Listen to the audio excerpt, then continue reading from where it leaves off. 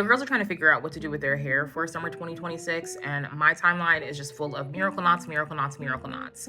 Now, I did install them on myself about a month ago, and I kind of just want to walk y'all through my guide to Miracle Knots. Here are the timestamps of what I'm going to talk about if you want to fast forward to anything. The biggest thing I'm seeing is Miracle Knots are being like touted as the perfect DIY style for you to do at home, and I kind of only half agree with that because you need to be able to dedicate the time to it. You need the right products and you need the right tools. Make sure you have a good blow dryer and the ability to fully blow out your hair. You need to make sure you have a small, thin latch hook as opposed to like the standard pink and green one that we normally see that's a little bit thicker. I'd recommend a good braiding jam, and then also one of those like three-way panel mirrors that you can hook behind a door so you can see the back of your head. The people who are saying this only takes 2 hours to install are lying to you. It took me about 3.5, maybe closer to 4, which I still feel like is not a crazy amount of time to be doing your hair. Is this a low maintenance style? Absolutely not. I don't think that any curly bundles would be considered low maintenance. Every night before bed, I spritz the hair with water. Maybe like every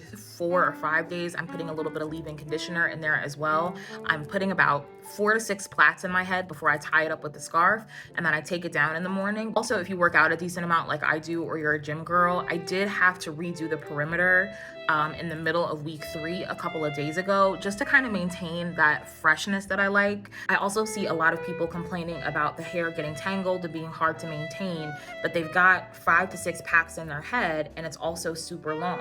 And again, with any type of curly hair, the longer it is and the more bundles you have in your hair, the higher the threshold of the maintenance. So because I am super busy, because I don't have a ton of time to do the maintenance, I have about 3, maybe like a little bit more packs in my head, and I went with a shorter length for my first time. This is about 18 inches, just to kind of see if it was going to be something I wanted to deal with. I did buy my hair from a TikTok shop vendor that after the fact I realized didn't get great reviews. I got mine from QVR Hair.